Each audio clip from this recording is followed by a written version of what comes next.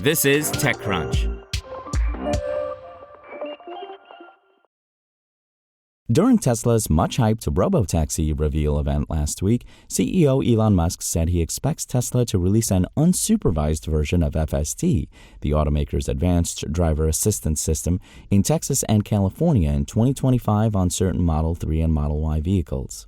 He also said Tesla would begin production on its robotaxis, which are built without a steering wheel or pedals, by 2026 or 2027. While we're skeptical about Musk's ability to stick to a timeline, the rollout of both unsupervised FSD and robotaxis built without human controls brings up regulatory concerns. Let's break this down, shall we? FSD stands for full self-driving, but the technology is not yet capable of full autonomy. However, it can perform certain automated driving tasks in cities and on highways.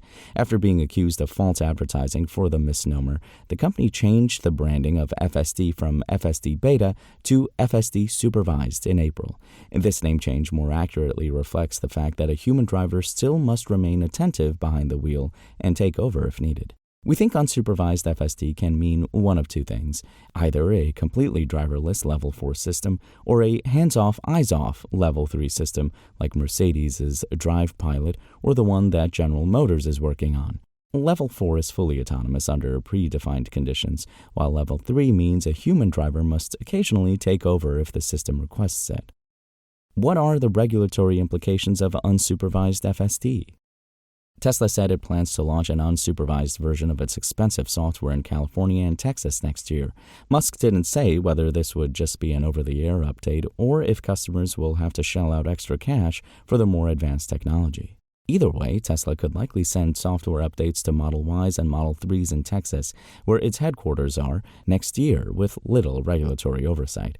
Texas's autonomous vehicle regulations basically allow companies to deploy AVs with or without a human driver present as long as the vehicle can comply with traffic and motor vehicle laws, is equipped with a recording device, is registered, and is covered by motor vehicle liability insurance. That said, in 2025, the state legislature might have to weigh in on proposed bills that would require AV companies to notify the Texas Department of Motor Vehicles when human drivers step out, among other measures. In California, the process is not that simple, as the state's DMV has several permits. Tesla, alongside more than 30 other companies, already has a driver testing permit that allows it to test autonomous technology with a safety driver on public roads. A California DMV spokesperson told TechCrunch that Tesla has held this permit since 2015, and the company last reported using it in 2019. Tesla does not have, nor has Tesla applied for, a driverless testing or deployment permit, Chris Arok, information officer at the California DMV, told TechCrunch. If Tesla plans to expand its permitted test fleet in California, Tesla would be required to identify the vehicles being tested, year, make, model, etc., and apply to add the new vehicles to their permit. They would also need to update the permit with drivers performing the tests. A driverless testing permit allows companies to test their autonomous vehicles on public roads with no driver in the front seat, and a deployment permit allows companies to deploy the vehicles commercially, but only for non-passenger carrying activities like food delivery. If unsupervised FSD means Tesla plans to release a Level 3 system next year, it would only need to acquire a deployment permit. But if it plans to roll out a Level 4 system like Waymo currently operates in several cities, which industry experts tell TechCrunch is unlikely to happen by next year, then the company would need to apply for both a driverless testing and then a deployment permit.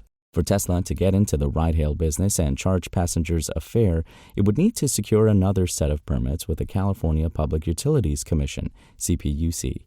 The agency did not confirm whether or not Tesla has begun the application process. Mercedes is the only automaker with a permit to operate its Level 3 Drive Pilot system in California, but it's under strict conditions. Vehicles equipped with the software can drive only freeways and highways, not surface streets in the San Francisco Bay Area, Los Angeles, Sacramento, and San Diego. They can drive only during the daytime and in sufficient weather conditions, meaning no flooded highways or snowstorms, and at a speed of 40 miles per hour. So basically, they're going to be most useful when you're sitting in traffic on the highway and would rather be using the time to check your email or scroll Instagram. The robotaxi could defy federal safety standards. Then there are Musk's claims that Tesla will start production of its robotaxi by 2027 at the latest. A reminder, Musk claimed in 2019 that Tesla would have 1 million robotaxis on roads by 2020, and Musk claimed in 2022 that Tesla would be mass-producing the robotaxis by 2024.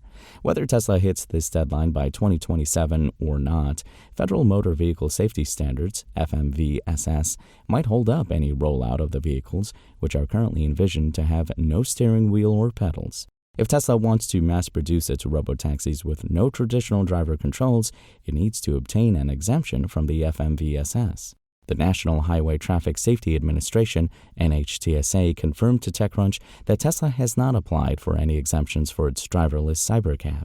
To date, the NHTSA has granted only one such exemption to Nuro to produce its R2 low-speed autonomous delivery vehicles, because they are not designed to carry human passengers. General Motors requested an exemption to mass-produce Cruise's Origin vehicles in 2021, but never received it and has since scrapped those plans. Amazon's Zoox is also holding out for exemptions for its robotaxi. It has been granted approvals for testing, but not full-scale production. NHTSA was expected to announce a new rulemaking to accommodate AVs built without human controls, or even things like windshield wipers in September 2023, but that rulemaking has been delayed. The agency told TechCrunch it was working to publish the proposed rule soon. It's this kind of tricky regulatory landscape and Musk's lack of clarification around how Tesla plans to navigate such regulations, how Tesla's FSD tech has advanced, and more details on the automaker's go-to-market strategy that had investors spooked after the company's splashy event last week. Tesla's stock fell nearly 10% Friday and hasn't yet fully recovered. Tesla did not respond to a request for comment.